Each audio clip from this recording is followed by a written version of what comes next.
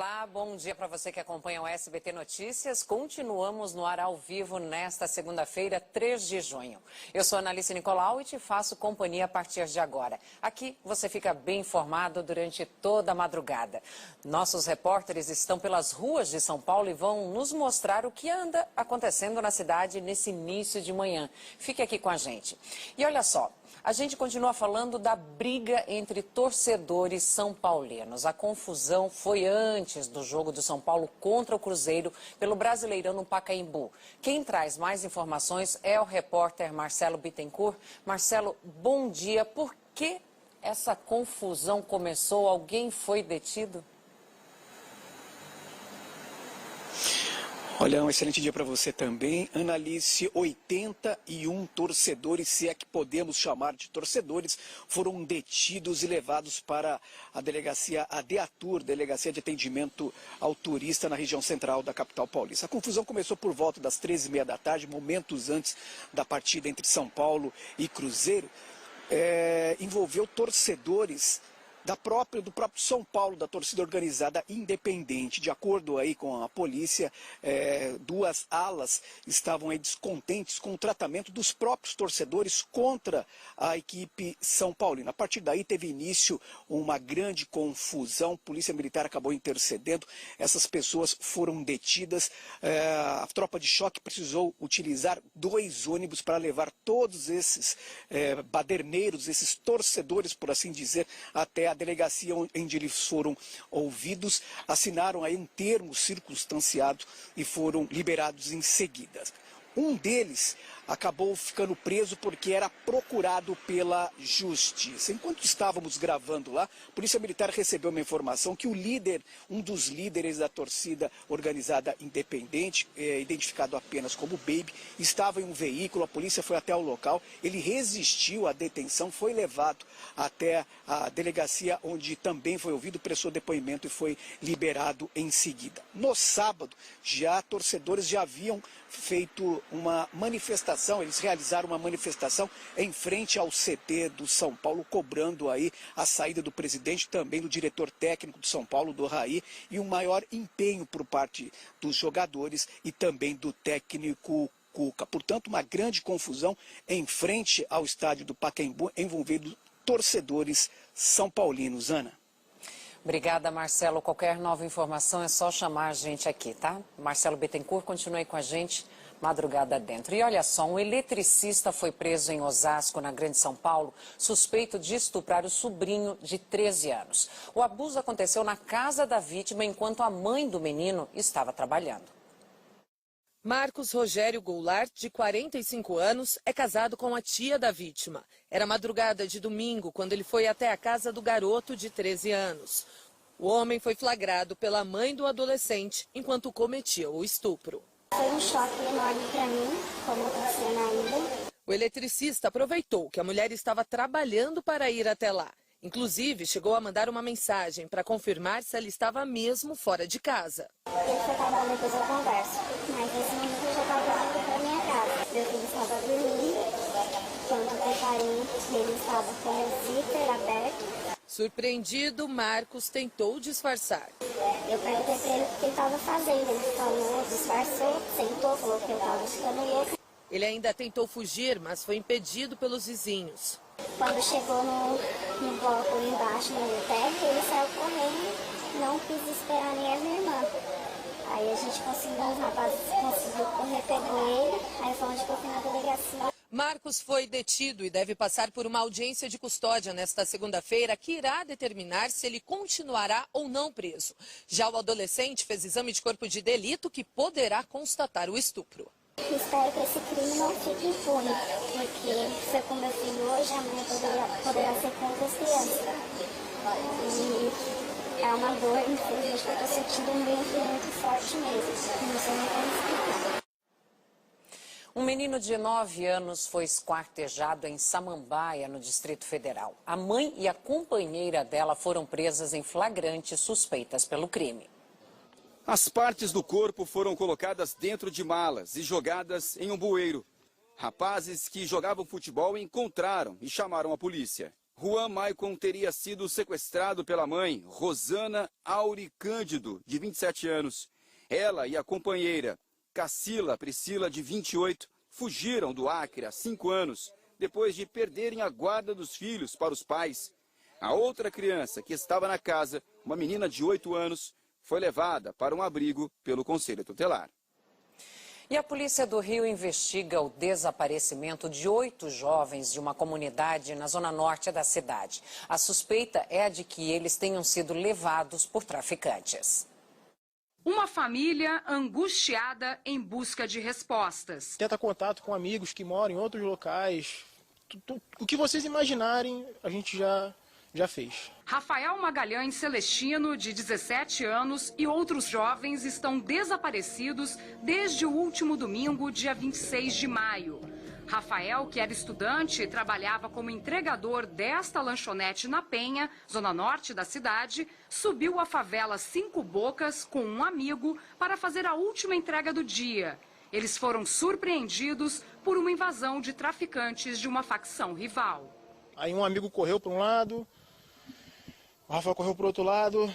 Aí quando esse amigo tentou virar para trás para saber onde o Rafael estava, ele já não estava mais ali. A moto de Rafael foi encontrada por amigos, caída no chão da comunidade. Segundo o delegado responsável pelo caso, algumas testemunhas já foram ouvidas. Na última quinta-feira, a Polícia Civil realizou uma perícia no local e encontrou vestígios de sangue e marcas de disparos. Outras diligências devem ser feitas nos próximos dias. Gente, já foi todos os hospitais aqui da região, hospital no centro, nas delegacias. A polícia continua fazendo buscas na região. A gente quer uma resposta, seja ela boa ou ruim. A Justiça do Paraná autorizou o ex-deputado Luiz Fernando Ribas Carli Filho a cumprir a pena em casa com tornozeleira eletrônica. O Ministério Público do Estado justificou a decisão alertando sobre a falta de vagas no sistema penitenciário de Guarapuava. Carli Filho estava preso desde terça-feira, quando se entregou para cumprir a pena de 7 anos e 4 meses pela morte de 2 pessoas em um acidente de trânsito em 2009. Na ocasião, o parlamentar dirigia a 170 km por hora, alcoolizado e com a habilitação cassada. Uma campanha de trânsito em São Paulo chama a atenção para o uso indevido das vagas especiais para deficientes. Cadeiras de rodas foram colocadas nas ruas com um recado para quem não respeita o espaço. Nem é preciso andar. Um homem foi flagrado quebrando um semáforo, mas o inesperado aconteceu. Veja só.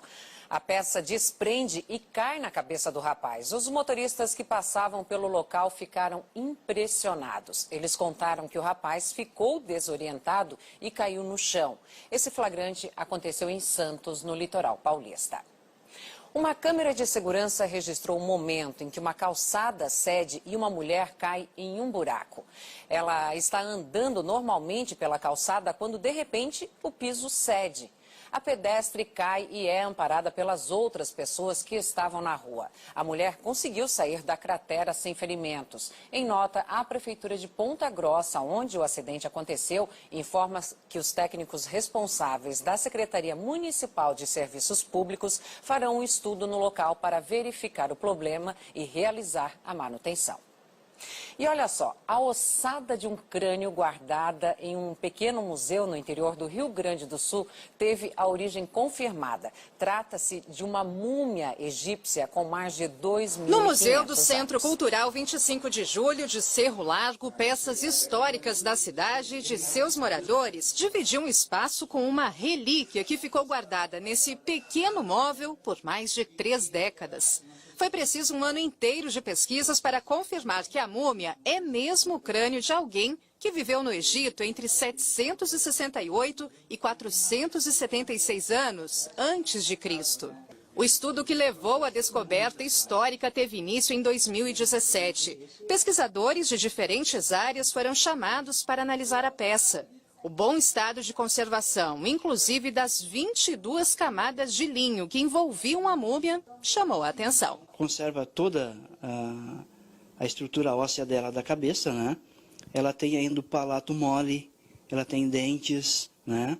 ela tem ainda ali fibras, né, na mandíbula. Antes conhecida como a múmia de Cerro Largo, agora ela já tem nome próprio devido a características bem peculiares. Pelo fato dela ter um olho, e descobrimos um olho nela, e traduzindo do Egito Antigo, o nome dela é Iret Neferet, que significa olho bonito.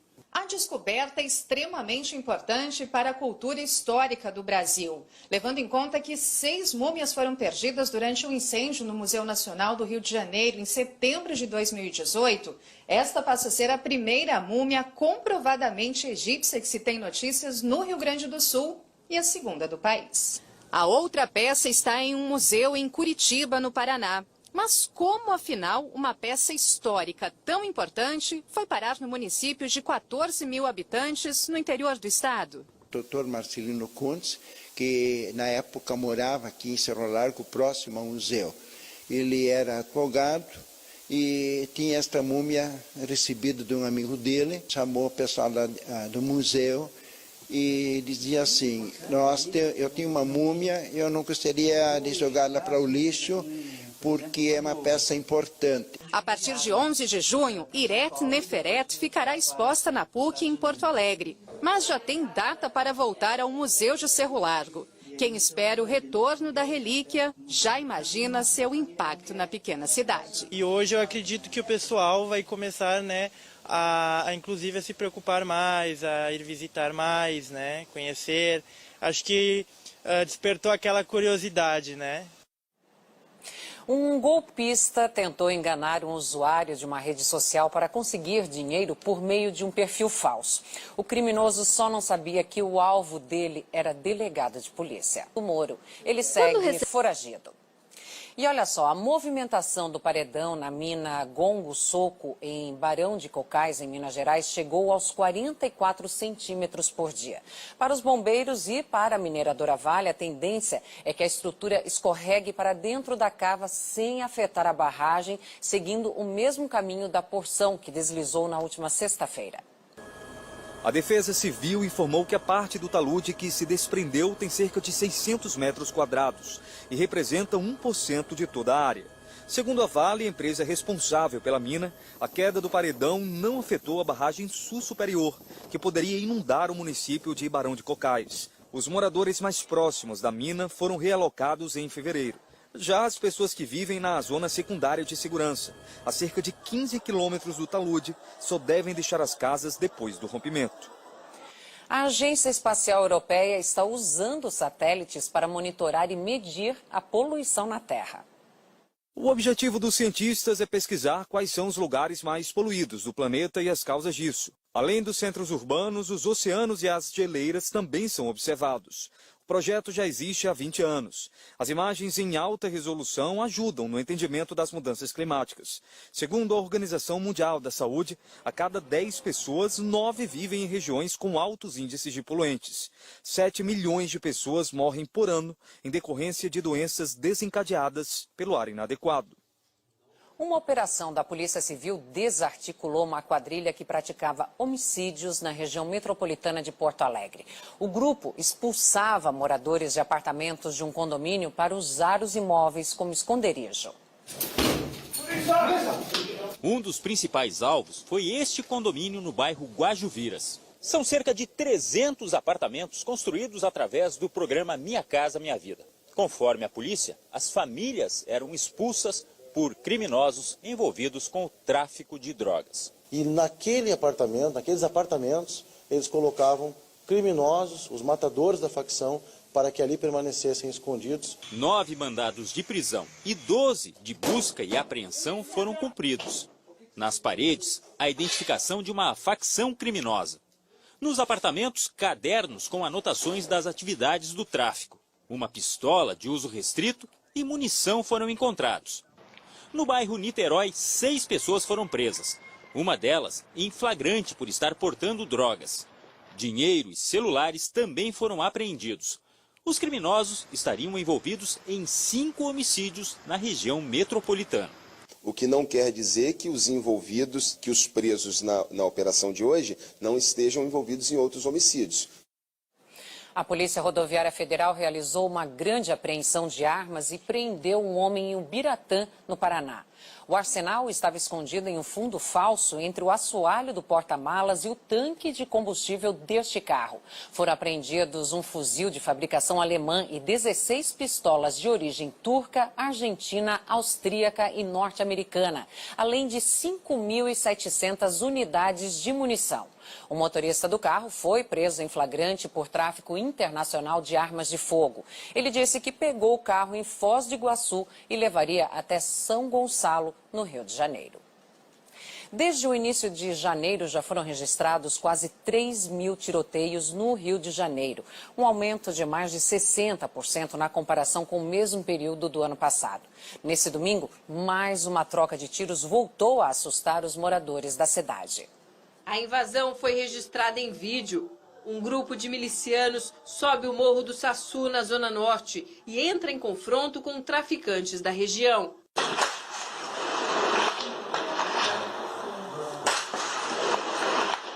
Moradores se desesperam. Tu não pode, menor. Passou outro, menor. O confronto durou mais de 5 horas. Ninguém ficou ferido.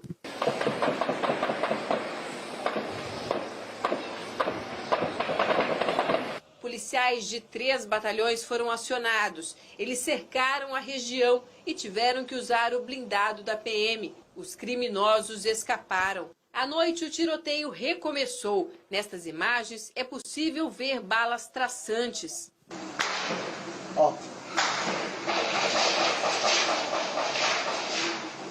2019 já é considerado um ano mais violento em um comparativo com o ano passado. De janeiro até o início de junho, o estado do Rio de Janeiro já registrou quase 3.000 tiroteios, a maior parte na Zona Norte, número 60% maior do que em 2018. O mês de maio é recordista em confrontos, com um aumento de mais de 40%. As trocas de tiros também são registradas em outras áreas da cidade. O fim de semana foi violento em Copacabana, na Zona Sul.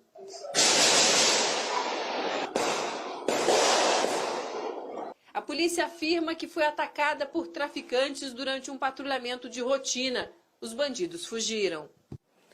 Vai ser enterrado nesta segunda-feira o corpo da estudante encontrada morta no último sábado no Rio de Janeiro. A jovem estava desaparecida havia 5 dias.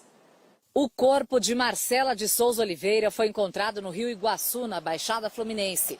O pai reconheceu a jovem por meio de uma tatuagem que ela tinha nas costas. Também foram encontrados os documentos, a bolsa e um casaco de Marcela. A estudante de 26 anos foi vista pela última vez na casa do namorado, William dos Santos, de 33 anos. Ela tinha combinado de almoçar com os pais no mesmo dia, mas não apareceu.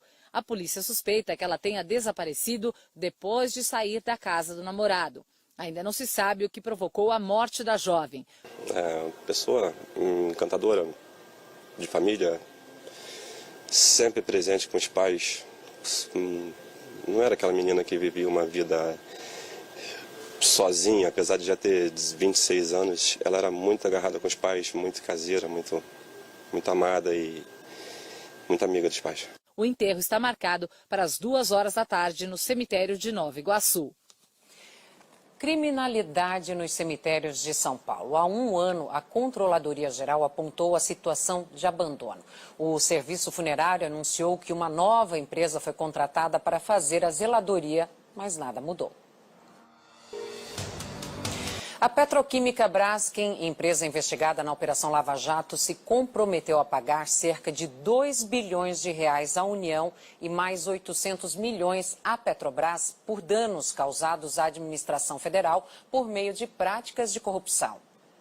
Do valor total previsto no acordo, a Braskem já depositou 1 bilhão e 300 milhões de reais. O restante será pago em 6 parcelas, de 2020 a 2025. Em troca, a empresa do grupo Odebrecht será beneficiada com redução de multa, acesso a empréstimos do governo e autorização para fechar novos contratos com a administração pública. O acordo garante que o governo brasileiro cobre o ressarcimento de outros prejuízos causados pela Braskem que não tenham sido identificados até agora. Caso a empresa descumpra o pacto, perde os benefícios, o valor que já foi pago e ainda pode sofrer novas penalidades. Durante as negociações, a Braskem colaborou com provas e informações de crimes praticados por mais de 60 pessoas físicas e jurídicas. Além da Braskem, outras 6 empresas investigadas na Lava Jato fecharam acordo com a CGU e a AGU por desvios de recursos da União e de empresas estatais desde 2017. O valor que será devolvido aos cofres públicos beira os 9 bilhões de reais. Temos já, como também já dito, cerca de 41 empresas que já nos buscaram. Então a gente está trabalhando com várias equipes de tal forma a conseguir, agora que a gente já tem mais expertise, já é o 7º acordo assinado, você ganha mais capacidade pelo aprendizado que isso vai gerando para todos os envolvidos no processo, para que a gente tenha um processo cada vez mais célere. Em nota, a empresa afirmou que segue colaborando com as autoridades e vem fortalecendo a atuação de forma ética, íntegra e transparente. Depois de 2 anos e meio de prisão em Curitiba, o ex-presidente da Câmara dos Deputados foi transferido para o Rio de Janeiro. Agora, Eduardo Cunha cumpre o restante da pena ao lado de outros investigados da Operação Lava Jato. Eduardo Cunha vai ficar detido em Bangu 8, no complexo penitenciário de Jericinó. A transferência foi questionada pelo Ministério Público do Paraná, já que na mesma penitenciária estão outros presos da Operação Lava Jato. O ex-governador do Rio, Sérgio Cabral, é um dos detentos em Bangu 8. E a proximidade com Cabral é o que mais preocupa os promotores. Mas, para a Justiça paranaense, a transferência contribui para a ressocialização de Cunha, já que vai cumprir pena perto da família. A defesa do ex-deputado comemorou a decisão. Nós consideramos a decisão tomada pela Justiça Estadual do Paraná correta, adequada e justa, eis que atende aos pressupostos legais estabelecidos na Lei de Execuções Penais e na Constituição da República.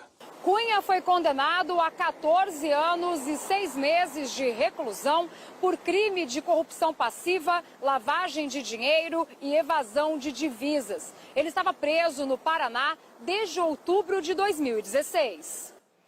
A polícia de São Paulo prendeu um diretor de uma escola de samba paulistana condenado a 14 anos de prisão por estuprar uma mulher com síndrome de Down.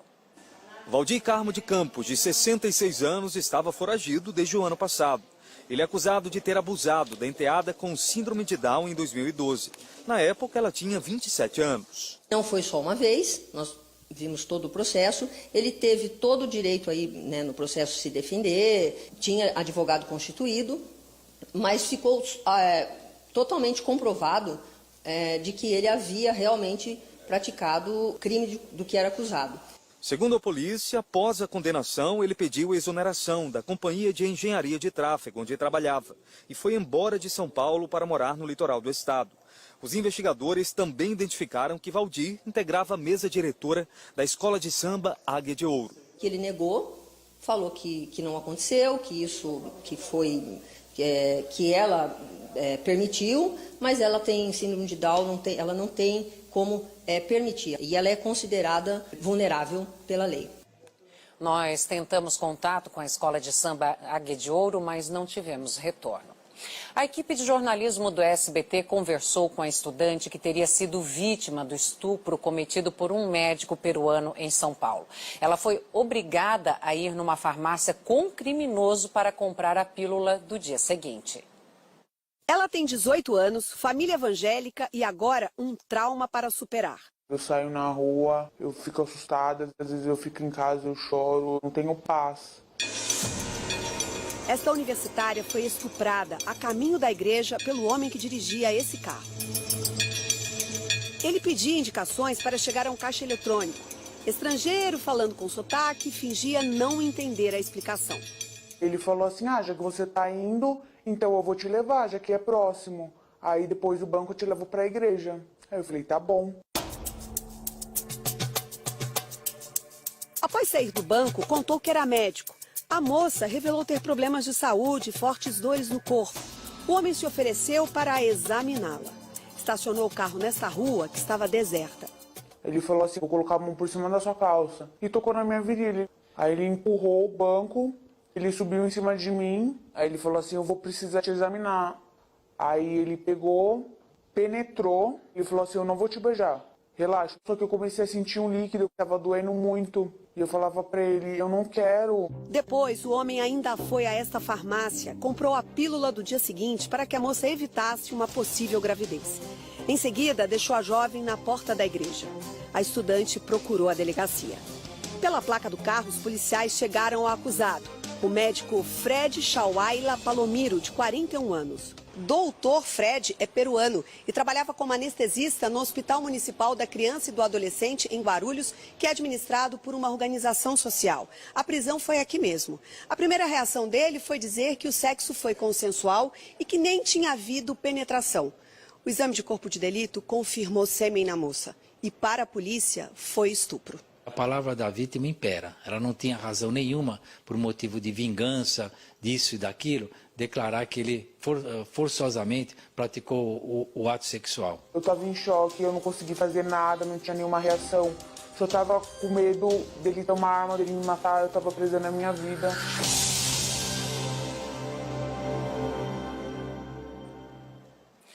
O Ministério Público do Paraná indiciou 2 policiais militares envolvidos na morte de um rapaz em São José dos Pinhais, região metropolitana de Curitiba. Para os promotores, o jovem foi morto por um dos PMs em abril deste ano.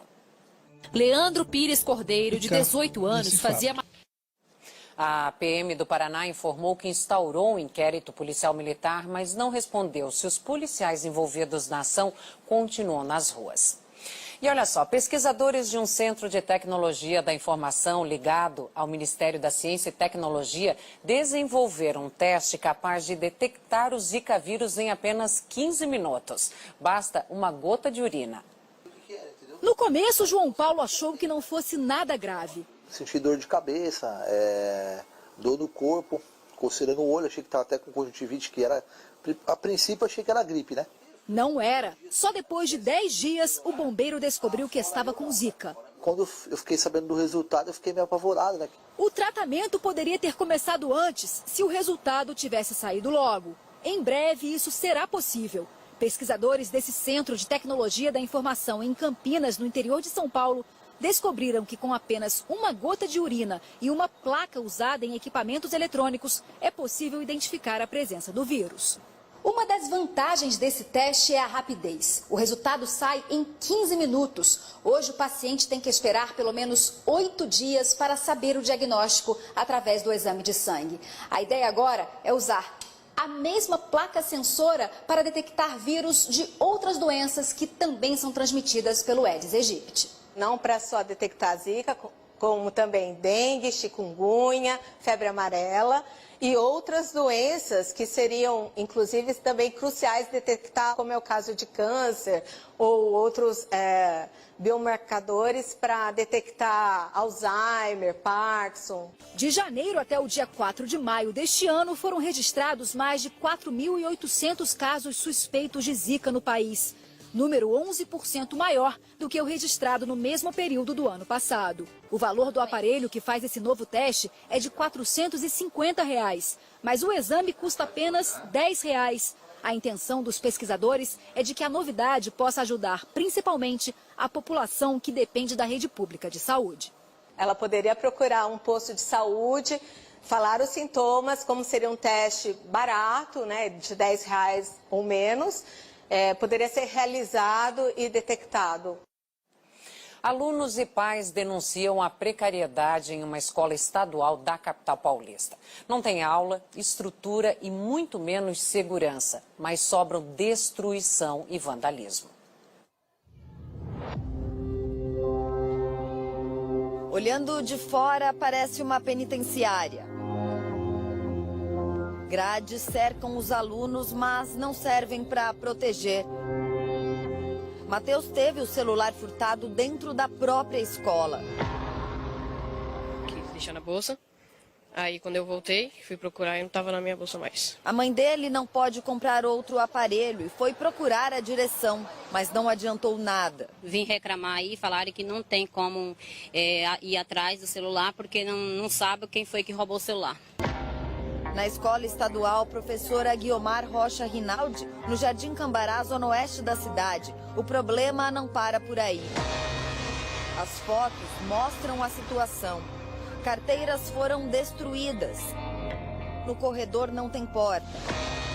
Na sala de aula, o vídeo mostra que os vidros das janelas estão quebrados. Para quem estuda à noite, o vento que entra por aqui castiga.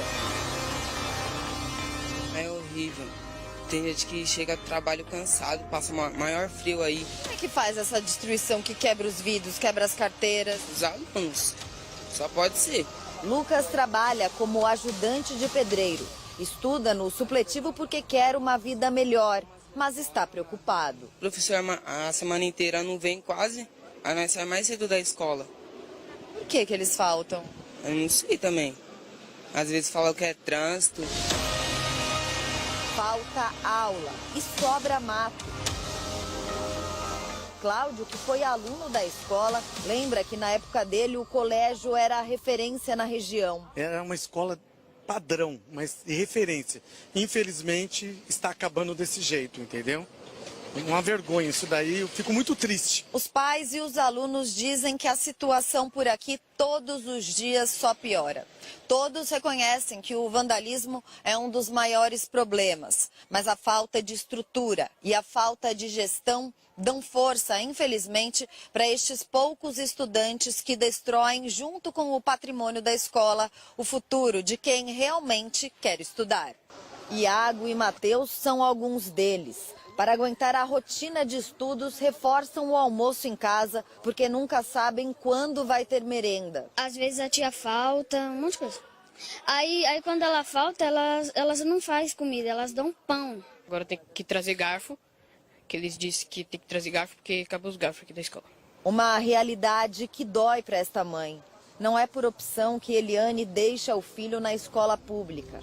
Ela precisa trabalhar acreditando que o dia de amanhã será melhor. O dinheiro está indo pelo ralo, que não estão usando corretamente o nosso dinheiro, né? Às vezes a gente fica até triste de exercer a nossa cidadania, né? Que a gente não vê retorno. A polícia prendeu o principal suspeito de ter matado um motorista de caminhão com uma barra de ferro. O crime ocorreu na última quarta-feira em Pirituba, na zona norte da capital paulista. Edilson Pedro da Silva, de 33 anos, foi preso. A polícia chegou até ele fazendo combinações da placa do carro que ele teria usado para ir até Pirituba. É que os números não estavam legíveis e isso exigiu um minucioso trabalho de investigação. Segundo a polícia, Edilson confessou o crime. Ele alegou que, na verdade, ao saber que a companheira dele estava traindo com a vítima, que eles trabalham no mesmo local, ao anotar as mensagens lá de relação amorosa, ele teria já comentado há 2, 3 meses atrás que ele ia cobrar essa bronca, que não tinha intenção de matar, mas os golpes foram muito fortes, de tal forma que a vítima não resistiu. No dia do crime, por volta das 3 da manhã, Ednei Alves de Souza, de 42 anos, tirava o caminhão do supermercado para ir ao Ceasa, quando foi surpreendido pelo agressor. Ednei tentou fugir, mas foi alcançado e espancado. Por este outro ângulo, dá para ver que o suspeito entra no carro com uma barra de ferro nas mãos. Ednei chegou a ser atendido por uma equipe de resgate. Ele foi levado para o hospital, mas não resistiu aos ferimentos. Resta ainda localizar o carro, a barra de ferro que ele utilizou, o celular da vítima que desapareceu e, ao que me parece, ele teria pego com o intuito de ver as mensagens que estavam inseridas no celular da vítima. Agora, uma notícia boa. Olha só, um violinista de apenas 6 anos chamou a atenção de uma musicista austríaca e foi convidado para fazer um curso na Europa. A família criou uma vaquinha online para ajudar com as despesas. Olhos concentrados nas notas e o som que ecoa uma paixão que vem de família. João Marcos, de 6 anos, se entrega às cordas do violino como uma leve brincadeira de criança. Você sabia que 2 entre os 10 parques aquáticos mais visitados da América Latina ficam no interior de São Paulo? Pois é, as atrações têm atraído visitantes e agitam a economia de Olímpia, cidade a 400 quilômetros da capital paulista. Águas termais, tranquilidade para quem quer relaxar e adrenalina para quem quer extravasar. Essa é a mistura perfeita para atrair turistas e ajudar a movimentar a economia de uma cidade inteira. Estamos falando da Estância Turística de Olímpia, que, segundo o levantamento divulgado por uma associação de entretenimento temático americana, é a única cidade do país que tem 2 parques aquáticos mais visitados da América Latina. O mais recente conta com 15 atrações para toda a família. O complexo ocupa a 10ª posição no ranking dos mais visitados. Mostram também um crescimento e uma importância dentro do cenário, tanto nacional como da América Latina. E quando se fala em números, Olímpia surpreende. Por ano são quase 2,5 milhões de turistas e com projeções ousadas para o futuro, como alcançar a marca de 6 milhões de visitantes em 2024. Olímpia tem um crescimento exponencial e a gente está procurando fazer sempre dentro da Secretaria de Turismo tudo que é possível para criar atrativos para quem venha visitar a cidade de Olímpia. Os números apresentados nos últimos anos revelam um futuro promissor, cada vez mais voltado para o turismo, que hoje representa quase 70% da economia da cidade. Frutos de uma semente que foi plantada há 30 anos e que hoje é o parque aquático mais visitado do país e na América Latina, e o 4º no mundo, com 1.971.000 turistas em 2018. A cada ano, o parque emprega cada vez mais pessoas. Hoje são quase 1.000 e a perspectiva para o futuro é sempre de crescimento. E você vai ver a seguir, motociclista de aplicativo é morta durante discussão de trânsito na capital paulista. Com destino ao Reino Unido, Donald Trump já causa desconforto entre diplomatas. E pelo Campeonato Brasileiro, Palmeiras vence a Chapecoense. Já o São Paulo, em má fase, só empata com o Cruzeiro. Não saia daí, o SBT Notícias volta já. Agora são 3 horas e 31 minutos e neste momento faz 17 graus em São Paulo. Uma motociclista morreu durante uma entrega de comida para um aplicativo em São Paulo. A polícia acredita que ela foi atingida por um carro de propósito depois de uma discussão. O motorista foi preso. O velório e o enterro da jovem foram marcados por muita comoção e homenagens. Motociclistas e integrantes da Império de Casa Verde, escola de samba pela qual a vítima desfilava, acompanharam o sepultamento com faixas, buzinas e músicas. Jéssica Barroso, de 29 anos, morreu depois de sofrer um acidente de moto na zona norte da capital paulista. A motociclista trabalhava com entregas por aplicativo. Imagens de câmeras de segurança mostram um momento da colisão. Jéssica passa por uma avenida próxima a um carro quando é atingida. Ela cai e o motorista foge sem prestar socorro. Neste outro ângulo, é possível ver que o motociclista, que vinha em sentido contrário, não consegue desviar e cai em cima de Jéssica. Ele levanta com ferimentos leves, mas a jovem continua no chão, desacordada. A motociclista foi levada ao hospital, mas não resistiu. A polícia identificou o motorista pela placa do carro. Herbert de Souza disse que atingiu a moto de Jéssica por acidente.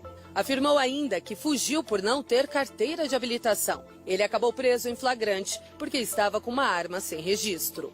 A delegada responsável pela investigação pediu à Justiça a prisão temporária de Herbert por homicídio doloso quando há intenção de matar. A suspeita é de que tenha havido, antes da batida, uma discussão de trânsito entre ele e a vítima. Inclusive, o atropelador teria desviado o caminho para atingir a moto da Jéssica. A polícia tenta descobrir agora qual foi o motivo da discussão e se a colisão foi proposital.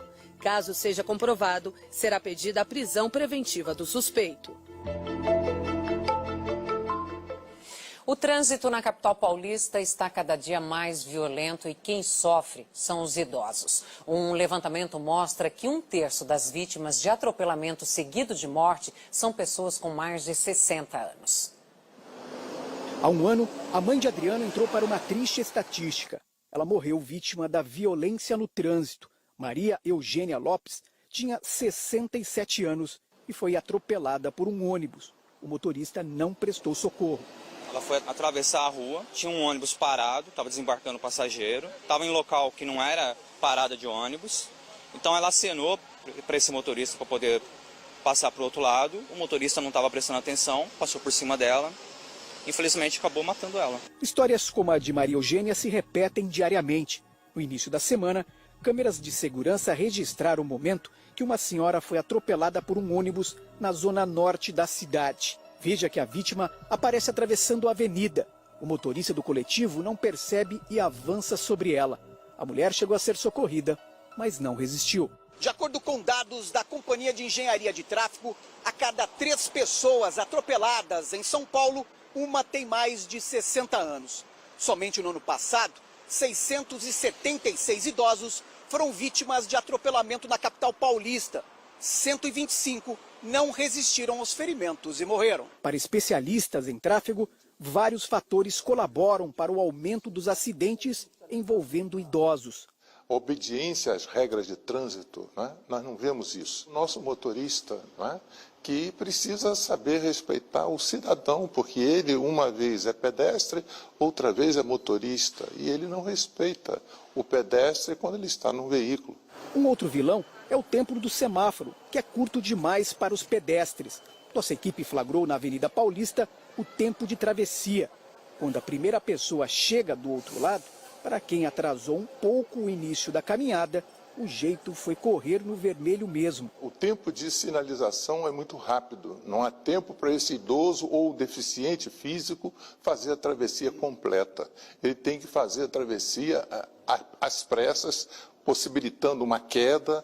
Campanhas e ações de conscientização para orientar condutores e pedestres ajudam a minimizar acidentes. A gente acredita que é por conta da mobilidade reduzida, entendeu? A gente sabe que nem todo mundo respeita pedestre e a gente sabe que há uma grande quantidade de idosos que usam as nossas vias, né? E com a idade, eles vão perdendo a agilidade, eles vão tendo suas limitações. E para atravessar a rua, isso vai prejudicando. Não é o tempo do semáforo, o tempo do veículo que está passando. É o tempo de vida da pessoa. Não tem que ter essa pressa. A Secretaria Municipal de Mobilidade e Transportes disse que aumentou o tempo de travessia em mais 10 vias da cidade de São Paulo. A CET também esclareceu que a definição do tempo leva em consideração o fluxo de veículos, características da rua, quantidade de pedestres e o número de linhas de ônibus. Um novo sistema de tornozeleiras eletrônicas foi colocado em prática no Rio Grande do Sul, onde cerca de 600 condenados estão em liberdade enquanto aguardam o equipamento. O novo equipamento começou a ser instalado nos detentos do regime semiaberto e aberto de Santa Cruz do Sul. 348 tornozeleiras serão substituídas na cidade. É um equipamento que hoje no Brasil nós não temos tecnologia mais avançada, até um equipamento de técnica suíça. Né? Ele tem extrema qualidade na questão da resistência mecânica e também nas funcionalidades para o monitoramento, que é o mais importante. Né? Feita de titânio com chip blindado, suporta até 50 metros embaixo d'água. A tornozeleira aciona um alarme em qualquer tentativa de rompimento e o sinal não pode ser bloqueado. Hoje, o Rio Grande do Sul possui 2.600 apenados com tornozeleira eletrônica. Cerca de 600 aguardam o equipamento e respondem a crimes em total liberdade sem qualquer monitoramento. A previsão da Secretaria de Administração Penitenciária é zerar esse déficit até outubro. O contrato de 40 milhões de reais prevê 10 mil tornozeleiras eletrônicas. O objetivo é desafogar as casas prisionais. Através da qualificação e da escala com mais tornozeleiras, a gente permitir que o Judiciário faça essa roda girar especialmente encaminhe para o sistema quem deva ser encaminhado e quem tem direito à tornozeleira a receba. E, portanto, nós rapidamente conseguiremos retirar essa situação do preso em viatura e nas DPs. O governo precisa que o Senado aprove nesta segunda-feira medidas provisórias que vão perder a validade. Uma delas é sobre a revisão dos pagamentos do INSS. Outra altera o Código Florestal. A 871 e a 872. O presidente Jair Bolsonaro pretende enviar ao Congresso até a próxima terça-feira um projeto de lei para ampliar de 5 para 10 anos a validade da Carteira Nacional de Habilitação e também dobrar a pontuação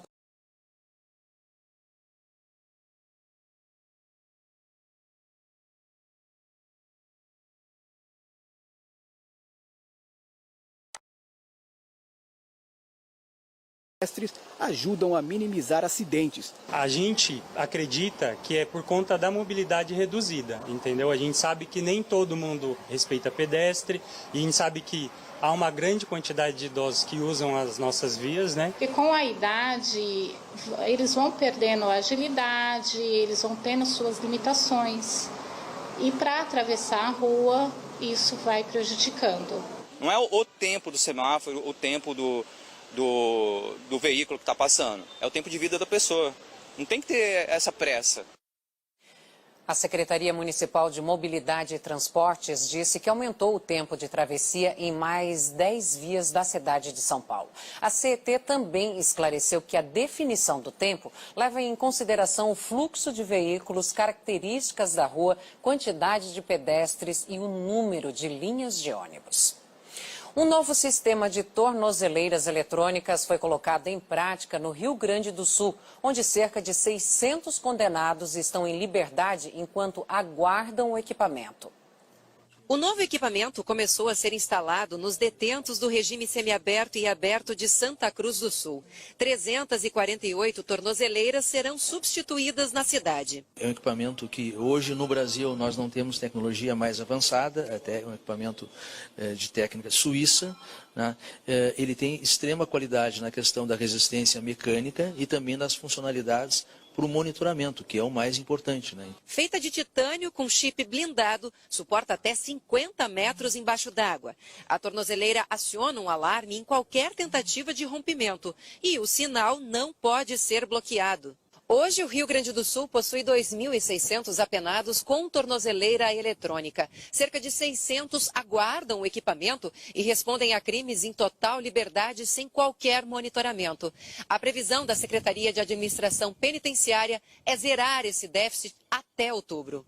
O contrato de 40 milhões de reais prevê 10 mil tornozeleiras eletrônicas. O objetivo é desafogar as casas prisionais. Através da qualificação e da escala com mais tornozeleiras, a gente permitir que o judiciário faça essa roda girar, especialmente encaminhe para o sistema quem deva ser encaminhado e quem tem direito à tornozeleira a receba. E, portanto, nós rapidamente conseguiremos retirar essa situação do preso em viatura e nas DPs. O governo precisa que o Senado aprove nesta segunda-feira medidas provisórias que vão perder a validade. Uma delas é sobre a revisão dos pagamentos do INSS. Outra altera o Código Florestal. O presidente do Senado garantiu que a medida provisória que muda o Código Florestal não será votada na próxima semana. Aí é o problema do governo. O Senado não vai ler a medida provisória porque eu vou cumprir o acordo que eu construí com os líderes. Votamos as outras e não votamos essa. A proposta passou às pressas pelos deputados, mas foi barrada no Senado depois de um acordo. O texto, alterado durante a tramitação, passou a incluir a anistia de proprietários de terras punidos por desmatamento. Se nós passarmos a aceitar qualquer medida provisória que colocarem nela B, C e D, aí vai ser um liberou geral. E liberou geral não será um limite aceito pela oposição nesta casa. Mas o governo insiste que a mudança na regularização ambiental é importante para o crescimento do país. Nesta quinta-feira, o próprio ministro da Casa Civil, Onyx Lorenzoni, chegou a dizer que vai conversar com o presidente do Senado, Davi Alcolumbre, para tentar a aprovação até o último segundo. Os senadores têm até a meia-noite de segunda para votar algumas medidas provisórias. Depois desse prazo, elas perdem a validade. É o caso da proposta que cria um programa para combater fraudes no INSS. O fim de semana deve ser de convencimento dos líderes partidários sobre a aprovação. Mais uma prova de fogo para a articulação do governo no Congresso. Bolsonaro disse no sábado que gostaria de manter os estados e municípios na reforma da Previdência. Já o relator da proposta do governo na Câmara afirmou que está negociando o assunto com os líderes partidários. Bolsonaro disse que a reforma deveria ser aprovada com o texto que foi enviado pelo governo ao Congresso, incluindo os estados e municípios. Nós gostaríamos que fosse tudo junto, mas como tem partidos que querem que aprove com eles, votando o contrário, está esse impasse dentro da Câmara que eu não tenho nada a ver com isso. O relator da reforma, deputado Samuel Moreira, do PSDB de São Paulo, afirmou que está conversando sobre o assunto com líderes dos partidos. Ele disse que o déficit previdenciário dos estados e municípios é de 96 bilhões de reais por ano. Moreira admitiu que sofre pressões de parlamentares para mexer neste ponto no parecer final, mas ainda não tomou uma decisão. Não há qualquer definição sobre isso. Esse é um assunto polêmico e grave. Vale a pena debater isso com muito cuidado, né? É importante que nesse momento nós possamos resolver os problemas dos estados e municípios também.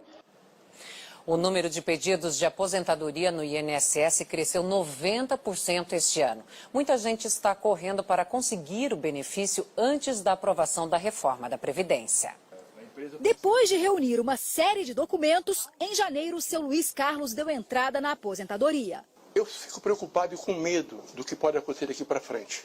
Porque eu não sei se vai demorar mais, quanto tempo vai demorar. Muita gente também decidiu não perder tempo. Só nos 4 primeiros meses do ano, foram mais de 690 mil pedidos de aposentadoria, segundo o Instituto Nacional do Seguro Social, o INSS. O número é quase 90% maior do que o registrado no mesmo período do ano passado. Já o número de concessões caiu 6%. Um dos motivos, segundo advogados trabalhistas, é que na corrida pela aposentadoria, muitos brasileiros acabam calculando de forma errada o tempo de contribuição e, na pressa, deixam de apresentar a documentação completa. Resultado, acabam tendo o pedido negado. Dei entrada achando que eu já teria tempo de contribuição. Aí eles me alegaram que eu não tinha tempo, que eu não poderia dar entrada. O aumento dos pedidos de aposentadoria, tanto por tempo de contribuição quanto por idade, para especialistas é reflexo da reforma da Previdência, que ainda não foi aprovada pelo Congresso. Com tantos processos, o resultado tem levado mais tempo para sair. O INSS hoje não tem uma estrutura para atender toda essa demanda. Então, às vezes, o que acontece, o pedido para ser analisado, ele demora demais. Tem pedidos nossos que estão desde novembro estão sendo analisados agora. Seu Luiz Carlos esperou 4 meses e descobriu que o pedido foi indeferido. O próximo passo vai ser entrar na justiça. Para mim está tudo certo. Eu estou me aposentando. Aí de repente vem uma notícia dessa, então a gente fica preocupado e fica até triste por isso, para acontecer isso. O desemprego recuou em abril, segundo o IBGE, mas o número de brasileiros sem trabalho se mantém acima dos 13 milhões. Já o emprego com carteira assinada apresentou um avanço mais consistente. Corte de gastos. E vamos a outras notícias internacionais. O presidente dos Estados Unidos, Donald Trump, deve chegar ao Reino Unido na manhã desta segunda-feira para uma visita oficial. Antes mesmo de chegar, Trump já provocou vários incidentes diplomáticos. Antes de embarcar para Londres na noite desse domingo, Trump falou com a imprensa e declarou apoio ao político britânico Boris Johnson para substituir Theresa May no cargo de primeiro-ministro. O presidente norte-americano chamou Johnson de amigo e não negou a possibilidade de um encontro com ele durante a viagem. Donald Trump também se recusou a pedir desculpas por ter chamado a duquesa de Sussex, Meghan Markle, de desagradável.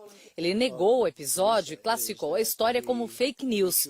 Nesta segunda-feira, Trump será recebido pela rainha Elizabeth II no Palácio de Buckingham e depois deve visitar a abadia de Westminster. A segurança foi reforçada na cidade. A avenida que dá acesso ao palácio também foi decorada com bandeiras do Reino Unido e dos Estados Unidos. Na Ucrânia, manifestantes derrubaram a estátua de um herói militar soviético. Integrantes de grupos nacionalistas e de extrema-direita destruíram o busto do general Georgy Zhukov, um dos nomes mais importantes da União Soviética, que comandou as forças do Exército Vermelho em Berlim durante a Segunda Guerra Mundial. Uma multidão aplaudiu quando o monumento caiu do alto de um pedestal. O protesto aconteceu neste domingo, na cidade de Kharkiv, contra uma sessão de organização de um novo partido político. Segundo os manifestantes, a estátua violava a lei do país, que proíbe símbolos comunistas. E de volta às notícias aqui do Brasil, eu falo agora de um caso impressionante no Rio de Janeiro. Depois de assaltar uma loja, um homem armado invadiu uma estação do metrô e rendeu os passageiros. Depois de muita negociação, o criminoso se entregou para os policiais.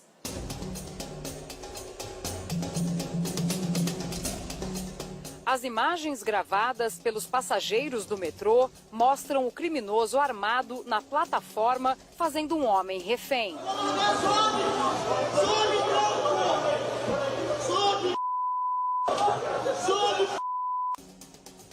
O trem estava com as portas abertas na estação. Apavorados, os passageiros deitaram no chão do vagão.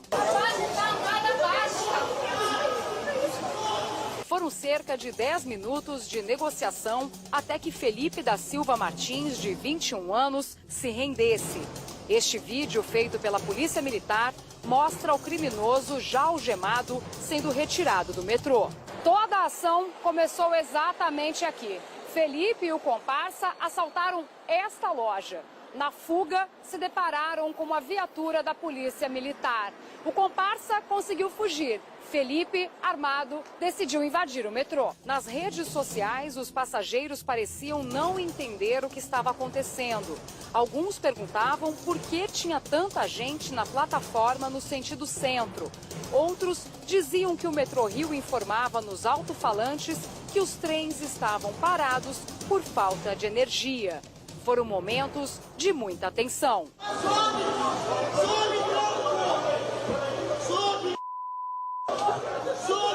Felipe, que é morador da comunidade da Mangueira, na zona norte do Rio, já tinha passagem pela polícia por assalto. Com ele foram apreendidos cerca de R$900, um revólver e munição. 8 pessoas foram presas no Rio de Janeiro durante uma operação contra uma das maiores e mais temidas milícias da cidade. Entre os presos está o policial acusado de tentar atrapalhar as investigações sobre as mortes da vereadora Marielle Franco e do motorista Anderson Gomes. O sargento Rodrigo Jorge Ferreira, o Ferreirinha, se entregou à polícia. Ele é acusado de ser o braço armado de Orlando Oliveira de Araújo, o Orlando Curicica, que atualmente cumpre pena em um presídio federal. Curicica é chefe de uma milícia que atua na zona oeste do Rio.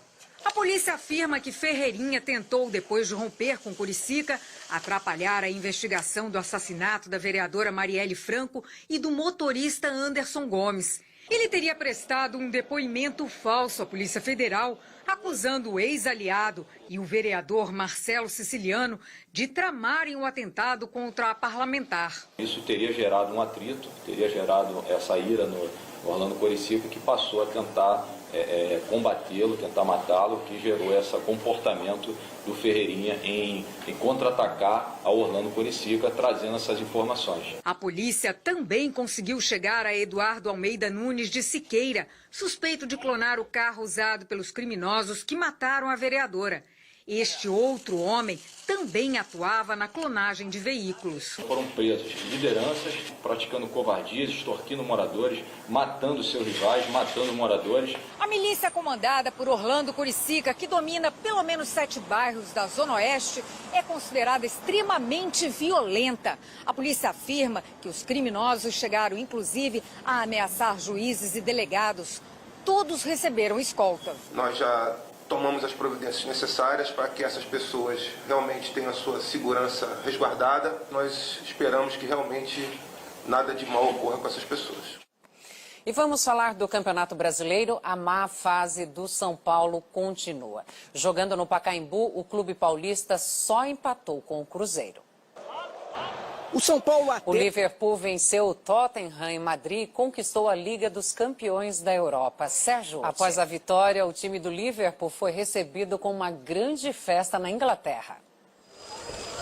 O corpo do técnico e ex-jogador Luizinho Lemos será velado na manhã desta segunda-feira no Rio de Janeiro. Ídolo do Flamengo e do América Carioca, ele morreu uma semana depois de sofrer um ataque cardíaco. Luizinho tinha 66 anos e era treinador do América, que hoje disputa a segunda divisão do Campeonato Carioca. Durante o jogo contra o Nova Cidade, no dia 25 de maio, ele teve um infarto no banco de reservas e deixou o estádio em uma ambulância. O técnico morreu após ficar uma semana internado no hospital de Nova Iguaçu, na Baixada Fluminense. Como jogador, Luizinho Lemos foi o maior artilheiro da história do América, com 311 gols, nos anos de 1970. Naquela época, ele também foi ídolo do Flamengo, time pelo qual marcou 95 gols. Nas redes sociais, o rubro-negro homenageou o ex-atacante com a frase "Luizinho Eterno". Já o América divulgou uma mensagem de luto pela morte do treinador. E nós voltamos a falar sobre a briga entre torcedores são paulinos que aconteceu momentos antes do jogo contra o Cruzeiro no Pacaembu pelo Campeonato Brasileiro. Marcelo Bittencourt, agora são 4 horas já da manhã. Os detidos já terminaram de depor?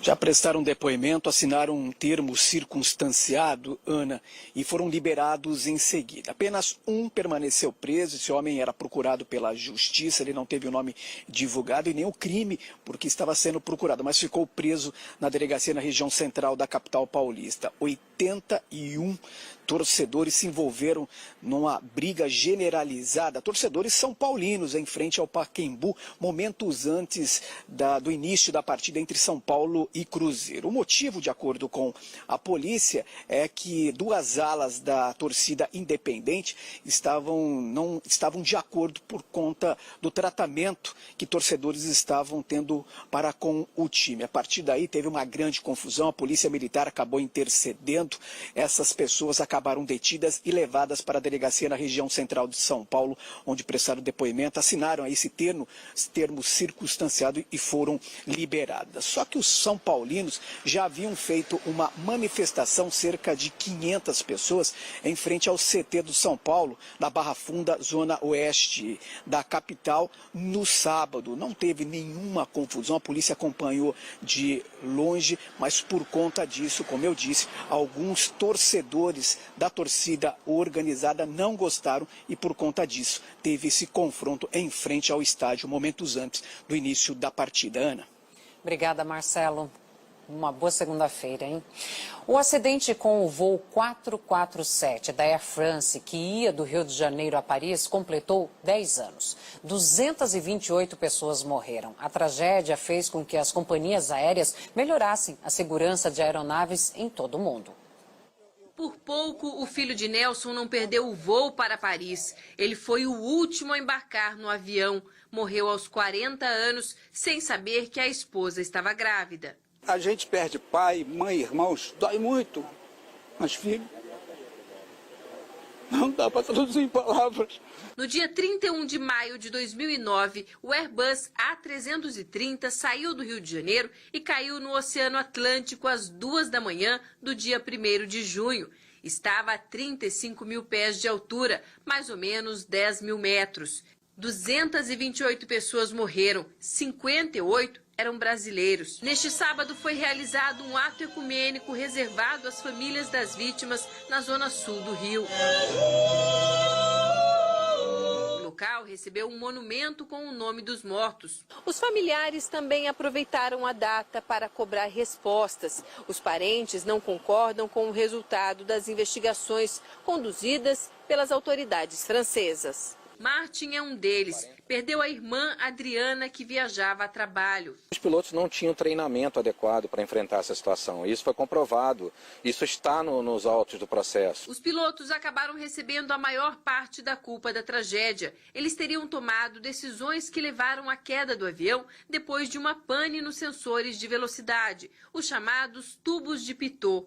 Ao passar por uma nuvem de tempestade, os tubos teriam congelado, como mostra este vídeo. O entupimento dos tubos fez o sistema de piloto automático se desligar. A condição que causou o acidente foi recriada por este engenheiro. A experiência aconteceu dentro deste túnel de vento, que simula em terra as condições climáticas de um voo.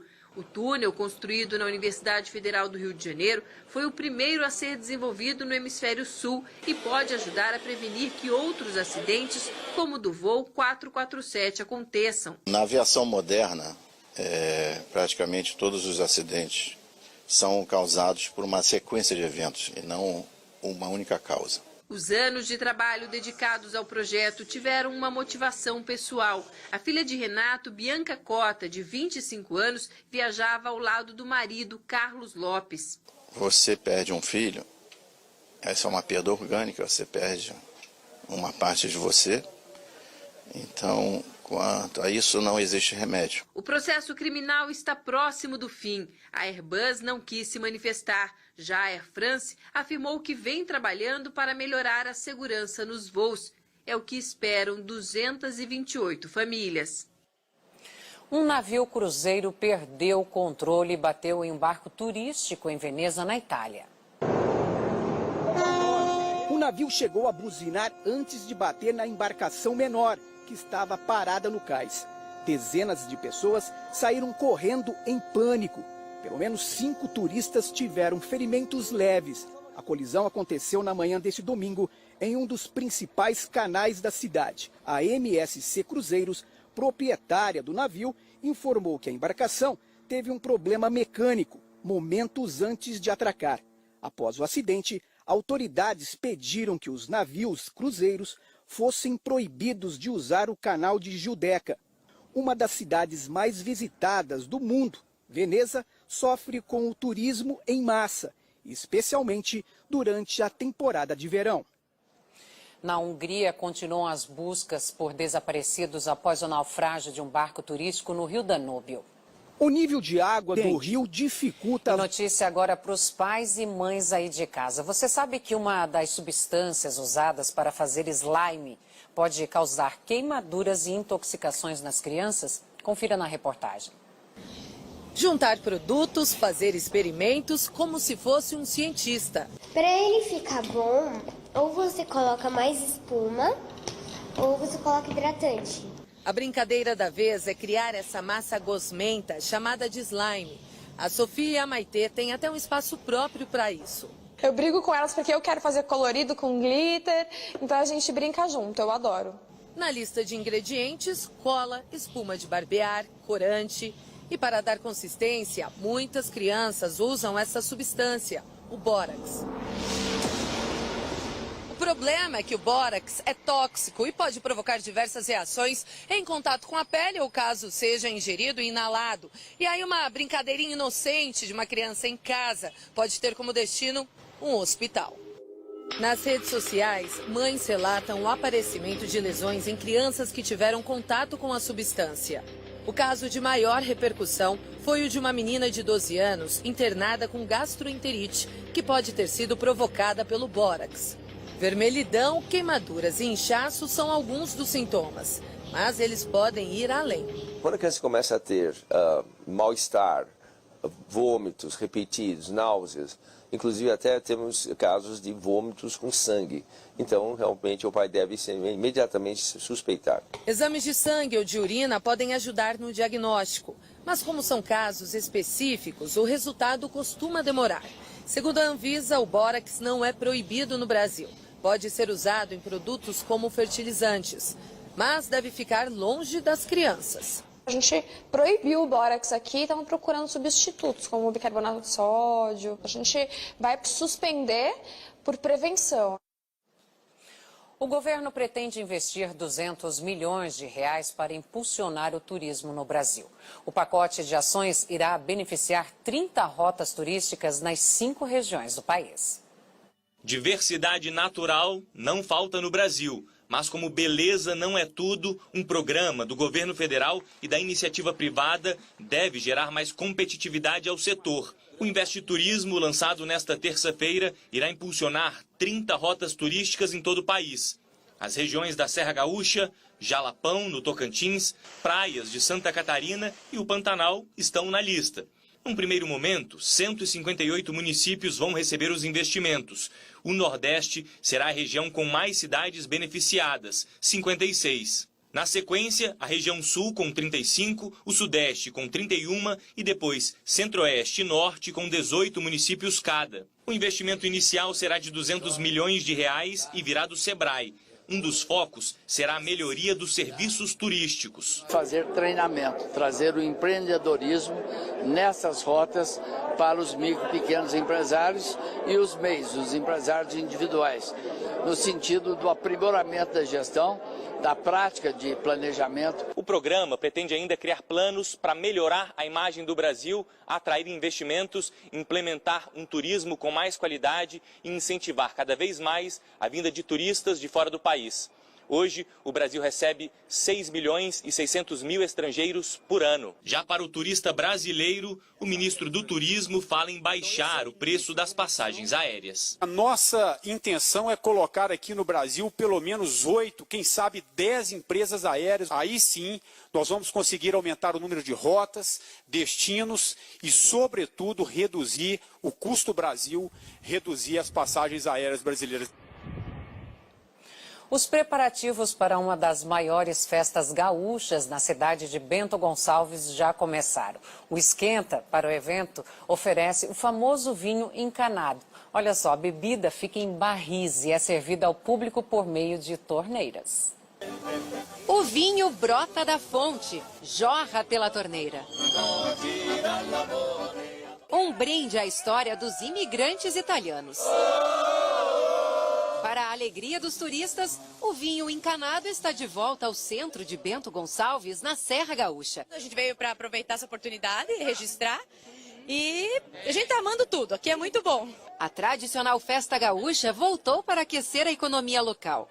No evento, a bebida é mantida em barris modernos de aço inoxidável refrigerados. Mas para resgatar as antigas edições, os tanques foram revestidos em madeira.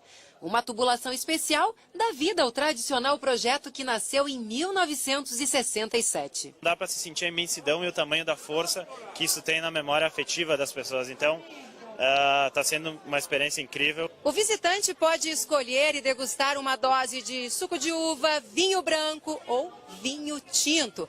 A expectativa é comercializar 16 mil taças durante os 2 fins de semana do evento. Cada dose custa R$ 5,00, uma forma de popularizar a bebida. É uma forma também de divulgar e de tornar acessível esse produto para os brasileiros, na verdade, né? Para os gaúchos e brasileiros. A atração é um aquecimento para a Festa Nacional do Vinho, que ficou suspensa por 8 anos e volta ao calendário da cidade no dia 13 de junho. Era uma joia que estava um pouco esquecida e agora a gente está lapidando novamente. Nós temos muita convicção, muita confiança de que dentro de poucas edições, a Fena Vinho vai ser uma das principais festas do estado do Rio Grande do Sul. Muito legal, especial. O corpo do cantor Thales Volpe Fernandes, conhecido como MC Reaça, será enterrado nesta segunda-feira em Indaiatuba, no interior de São Paulo. Ele tinha 25 anos e foi encontrado morto na noite de sábado. Ele veio quente e hoje... O funkeiro ficou conhecido no ano passado por fazer músicas de apoio à campanha do então candidato a presidente Jair Bolsonaro. Vota Bolsonaro, minha mão já tá tremendo. Em uma rede social, Bolsonaro lamentou a morte do rapper e disse que ele sempre será lembrado pelo dom, pela humildade e por seu amor ao Brasil. Nos vídeos, MC Reaça também mostrava a violência nas cidades brasileiras. Antes de ir embora tem que esculachar, porque a onda desses caras agora não é só furtar. O corpo dele foi encontrado na rodovia Dom Pedro, perto de Valinhos, no interior paulista, ao lado de uma moto, uma mala de roupas e cerca de R$600 em dinheiro. O boletim de ocorrência relatou o caso como suicídio. Em um outro boletim também registrado no sábado, MC Reaça é suspeito de agredir a namorada. A família não informou a causa da morte do cantor. Pancadões 4 dias por semana estão literalmente tirando o sono dos moradores da Vila Sônia, na zona sul de São Paulo. Dados obtidos com exclusividade pelo jornalismo do SBT mostram que a Polícia Militar recebe, em média, mais de 100 ligações por dia com reclamações sobre os bailes funk no estado. A Polícia Militar de São Paulo disse que realiza operações para coibir os pancadões, mas que os organizadores acabam procurando novos locais para realizar os bailes e usam as redes sociais para atrair o público. Eu me despeço aqui, desejo um bom início de semana para você. Agora você fica com Cássio Zeiman, mas antes vou mostrar uma história emocionante. O repórter Darlisson Dutra foi até a casa do Leonardo Martinez, sobrevivente do massacre na Escola Estadual Raul Brasil, em Suzano. O jovem contou que tinha o sonho de ser jogador de futebol e que torce para o São Paulo. A gente preparou uma surpresinha para ele. Há um mês, nós estivemos aqui neste condomínio de prédios em Suzano para contar a história de um dos adolescentes sobrevivente da tragédia da escola Raul Brasil. É difícil, né? Porque eu jogava bola, eu saía, eu andava normal. E agora não posso nem andar sozinho, eu preciso de muleta e vou ficar assim mais um tempo. E logo após a entrevista, o Leonardo me confidenciou uma coisa. Ele disse que era São Paulino e que tinha 2 grandes sonhos. Primeiro era ir no Morumbi, né, num jogo, não precisa ser muito importante, mas um jogo bom. E ganhar uma camiseta do São Paulo autografada, se Deus permitir. Não sei por qual jogador, o que eu ia querer mesmo era pelo Hernanes e pelo Pato. A boa notícia é que o vídeo viralizou, chegou até a direção de São Paulo, que convidou a gente para ajudar o Leonardo a realizar esse sonho. Estou com o pai dele aqui, o Gemínio, e eles não sabem de nada até agora, né? Sabe. Como é que você conseguiu manter esse segredo?